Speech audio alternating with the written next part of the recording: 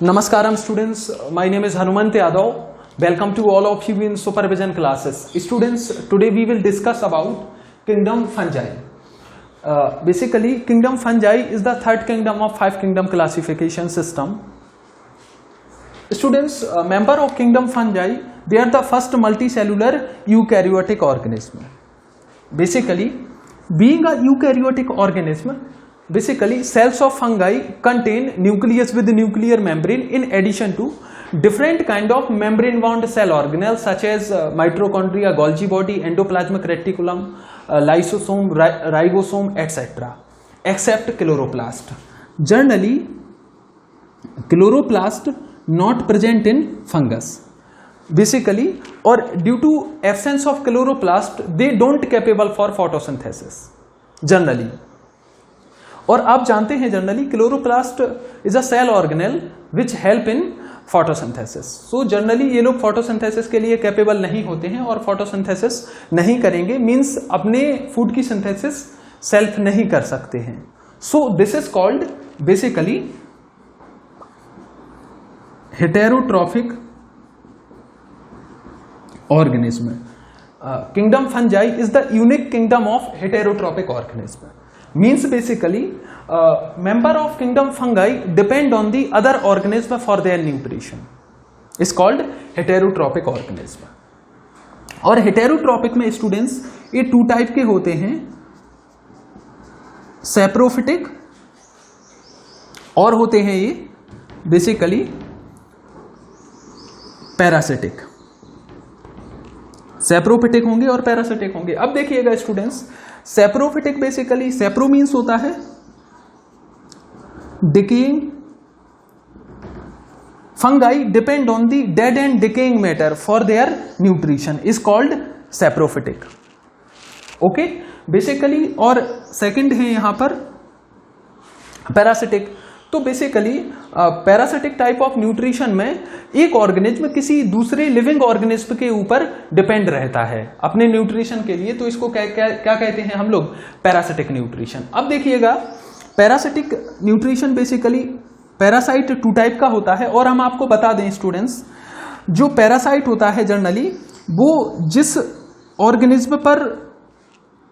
Organism से nutrition obtain करता है उसको कहते हैं होस्ट ऑर्गेनिज्म और होस्ट सेल जनरली. तो बेसिकली ये जो पैरासाइट होगा वो अपने होस्ट से दो चीजें लेगा जनरली. पहला तो होगा न्यूट्रिशन और दूसरी जो चीज होगी वो होगी शेल्टर. शेल्टर और न्यूट्रिशन दोनों चीजें अपने होस्ट से लेगा. तो basically parasitic type of nutrition two type का होता है जनरली. एक तो पैरासाइट होता है एंडोपैरासाइट और एक होता है यहां पर बेसिकली, इसको हम यहां लिख दे रहे हैं, एक है एंडोपैरासाइट, दूसरा है एक्टोपैरासाइट. बेसिकली जो होस्ट सेल के आउटसाइड अटैच होगा उसको क्या कहेंगे, एक्टोपैरासाइट. और होस्ट सेल के इनसाइड या होस्ट ऑर्गेनिज्म के इनसाइड होगा उसको क्या कहेंगे, endoparasite. Basically student parasite generally होते हैं कैसे, डिसीज कॉजिंग होते हैं. और ये पर्टिकुलर एनिमल में भी डिसीज कॉज करते हैं और बेसिकली प्लांट में भी डिसीज कॉज करते हैं. हम आपको बताते हैं, देखिएगा जो जनरली एक डिसीज कॉज होती है फंगस से जिसे हम लोग कहते हैं ringworm, caused by fungus. Basically यहां पर particular 3 fungus responsible for this disease. यहां पर होता है एक्चुअल में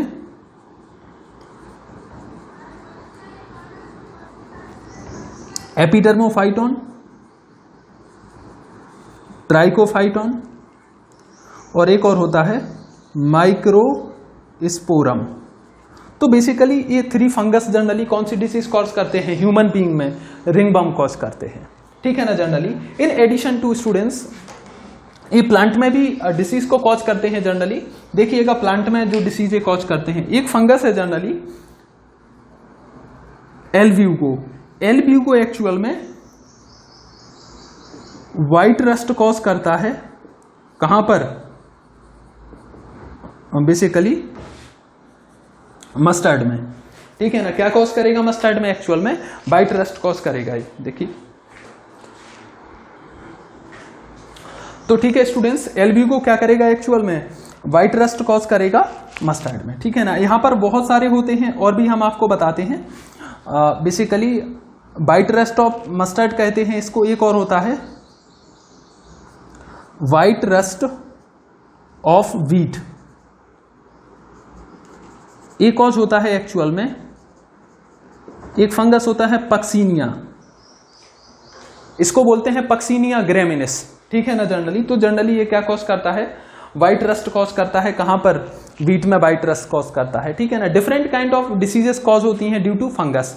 किस फॉर्म में? जनरली पैरासिटिक फॉर्म में, ठीक है ना स्टूडेंट्स। अच्छा, सेप्रोफिटिक में कोई डिसीज कॉज नहीं करेंगे क्योंकि डिपेंड करते हैं डेड एंड डिकेइंग मैटर के ऊपर। तो बेसिक सी बातें हमने ये बता दी आपको, ठीक है ना। Parasitic fungi. और भी देखिएगा स्टूडेंट्स, कई और डिसीज कॉज होती हैं, जैसे लेट ब्लाइट ऑफ पोटैटो फाइटोप्थेरा से कॉज होती है। Early blight of potato Alternaria से कॉज होती है, ठीक है ना। तो इनके नाम आपको ध्यान में रखना है। अब देखिएगा स्टूडेंट्स, हम लोगों ने हेटेरोट्रोपिक न्यूट्रिशन फंगाई में बहुत अच्छे से डिस्कस कर लिया है। In addition to heterotrophic nutrition, students, fungi can also live as a symbiotic association with algae and roots of higher plants. तो बेसिकली सिम्बायोटिक एसोसिएशन का मीनिंग होता है, symbiotic association means this is mutual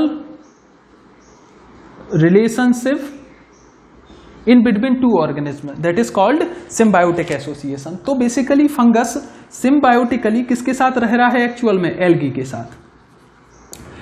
ऐसे association को हम लोग कहते हैं एक्चुअल में लाइकेन। और लाइकेन के टू कंपोनेंट होता है, वन इज एल्गल कंपोनेंट और second is fungal component. Algal component को, जो कंपोनेंट एल्गी का है, उसको कहते हैं एक्चुअल में फाइकोबायोंट। क्या कहते हैं? फाइकोबायोंट। और जो फंगल का कंपोनेंट होता है उसको कहते हैं माइकोबायोंट। आप लोग जानते होंगे mycology is the study of fungus, so this is called myco. और बेसिकली एक और टर्म है mycetes, this is also called fungus. Phycology is the study of algae, so this is phycobiont. सारी की सारी बेसिक सी चीजें जो आपको ध्यान में रखनी है students. Both are the mutually beneficial for each other, दोनों के दोनों एक दूसरे के लिए म्यूचुअली बेनिफिशियल होंगे जनरली, ठीक है ना। तो इस चीज को हम लोगों को ध्यान में रखना है। अब ध्यान से सुनो, फंगस कैसे होते हैं? हेटेरोट्रॉफिक। तो बेसिकली ये अपने फूड का तो सिंथेसिस नहीं कर पाएंगे, तो बेसिकली फूड को कहां से ऑब्टेन करेंगे? एल्गी से। In addition to, algae basically food का तो सिंथेसिस कर लेती है, बट इसके पास रूट्स नहीं होंगे तो ये मिनरल का एब्जॉर्प्शन बहुत अच्छे से नहीं कर पा रहा होगा। तो बेसिकली मिनरल्स को कहां से ऑब्टेन करेगा? फंगस से। इन एडिशन टू शेल्टर भी ये कहां से ऑब्टेन करेगा? फंगस से। तो बेसिकली फंगस एल्गी को शेल्टर और मिनरल्स प्रोवाइड कराता है, और बेसिकली ये जो है फंगस, एल्गी फंगस को फूड प्रोवाइड कराती है। सो this is called lichens basically. और हमने सारी की सारी बातें आपको बता दी। अब ध्यान से सुनिएगा, कभी कभी फंगस म्यूचुअली एसोसिएटेड हो जाते हैं किसके साथ? रूट्स ऑफ हायर प्लांट, ठीक है ना। और देखिएगा, इसको कहते हैं फंगस प्लस रूट्स के कॉम्बिनेशन को हम लोग कहते हैं माइकोराइजा। अब माइको मीन्स अभी हाल बताया है, myco means fungus, rhiza means क्या हो जाएगा?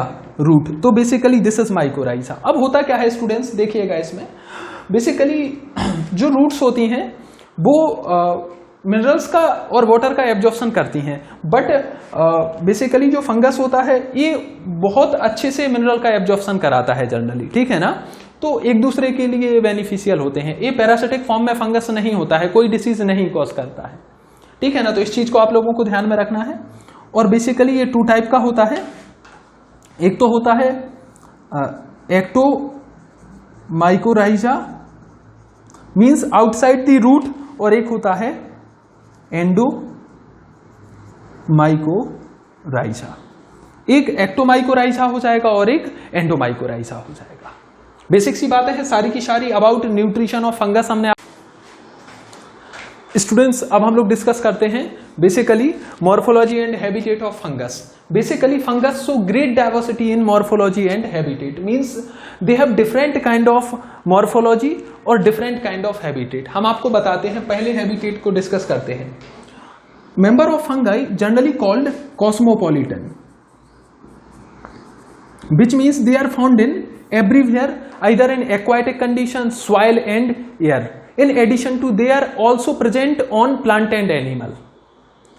Basically, or they prefer to grow in warm and humid places. कहाँ पर होंगे? Warm and humid places generally, और basically moist condition. Moist condition में होंगे, वार्म प्लेसेस में होंगे. इस चीज को हम लोगों को ध्यान में रखना है. Generally bread mould warm condition में और ह्यूमिड कंडीशन में बेसिकली प्रेजेंट होता है और ग्रो बहुत अच्छे से करता है. अगर कोई हम ब्रेड का पीस लें और उसको किस कंडीशन में रख दें, वार्म और ह्यूमिड प्लेसेस में, तो बहुत जल्दी उसमें कौन ग्रो करेगा? फंगस ग्रो कर जाएंगे. ठीक है ना जनरली. तो बेसिक सी बातें हैं about a habitat of fungus. In addition to students, देखिएगा अब हम लोग बात करते हैं most important things, basically morphology. तो बेसिकली बॉडी ऑफ फंगस हम बता चुके हैं कैसे होते हैं. Multicellular except yeast. Yeast कैसा है? यूनिसेल्यूलर. ईस्ट यूनिसेलुलर फंगस है. ध्यान रखिएगा, most important, yeast is a unicellular fungus. और बेसिकली इसका यूज किया जाता है कहां पर?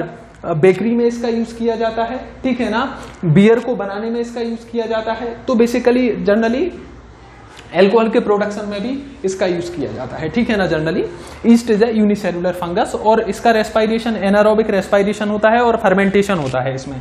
तो ये मोस्ट इंपॉर्टेंट है. अब जो बेसिकली कैसे हैं? मल्टी सेलुलर है. Multicellular body basically consist of filament और long cylinder like structure called hyphae. Hyphae देखिएगा क्या होगा जनरली यहां पर.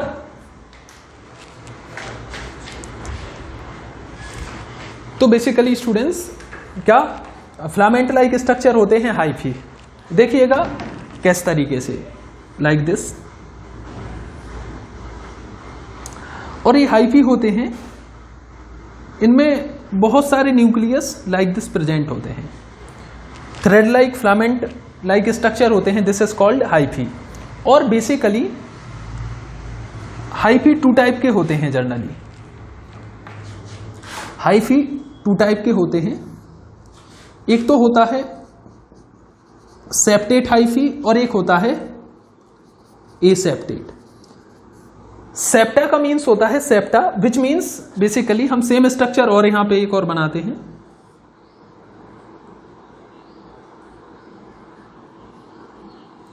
जब छोटे छोटे कंपार्टमेंट होंगे तो उसे कहेंगे सेप्टेट. सेप्टा मीन्स होता है कंपार्टमेंट और aseptate, this is aseptate, this is septate. But actual में हाइफी की कंडीशन कैसी है? एक्चुअल में मल्टी न्यूक्लिएटेड कंडीशन. कैसे हैं? मल्टी न्यूक्लिएटेड कंडीशन है. मोस्ट इंपॉर्टेंट है आप लोगों के लिए. और मल्टी न्यूक्लिएटेड कंडीशन को हम लोग कहते हैं बायोलॉजी में सिनोसिटिक कंडीशन. क्या कहते हैं? Coenocytic condition. In addition to this condition also found in muscles of human being. Human being की मसल्स में भी सिनोसिटिक कंडीशन होती है. इस चीज को आप लोगों को ध्यान में रखना है. और ये सेप्टेट है और ये सेप्टेट है. अब ध्यान से सुनो. Basically student, network of hyphae या हाइफा भी बोल देते हैं. Network of hyphae is called basically mycelium. Mycelium. जब बहुत सारे हाइफी कंबाइन हो जाएंगे, नेटवर्क बना लेंगे, तो उसको क्या कहेंगे? माइसीलियम. माइसीलियम सेप्टेट भी होगा और एसेप्टेट भी होगा. बेस सेम है. हाइफी कैसा होता है? सेप्टेट और एसेप्टेट. अगर हाइफी सारे के सारे हाइफी कैसे हुए? सेप्टेट हुए, तो बेसिकली सेप्टेट हाइफी हो जाएगा. एसेप्टेट हुए तो एसेप्टेट बेसिकली हाइफी हो जाएगा और माइसीलियम हो जाएगा. दोनों चीजें सेम ही है. तो बेसिकली आपको समझ आ गया होगा सिनोसिटिक कंडीशन और बेसिकली सेप्टेट और एसेप्टेट हाइफी। ये वाला डायग्राम है, ये है अगेरिकस का। तो इसमें कैसे दिखाई दे रहे हैं, ये सेप्टेट दिखाई दे रहे हैं। कैसे हैं, सेप्टेट हैं जनरली।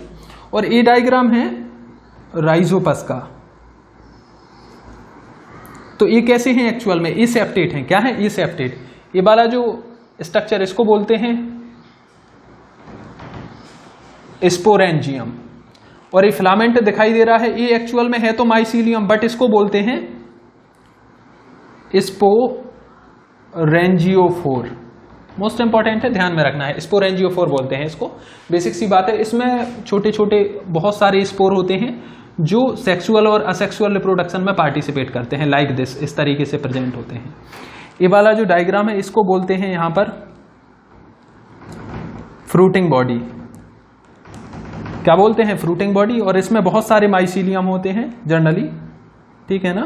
ये डायग्राम, ये वाला स्टेम लाइक स्ट्रक्चर, इसको बोलते हैं स्टिपल। ध्यान रखना है जनरली, ठीक है ना। स्टेम लाइक स्ट्रक्चर होता है और ये क्या है एक्चुअल में, network of hyphae, this is called mycelium. Students, इन सारी की सारी बातों को आप लोगों को ध्यान में रखना है स्टूडेंट्स, ठीक है ना।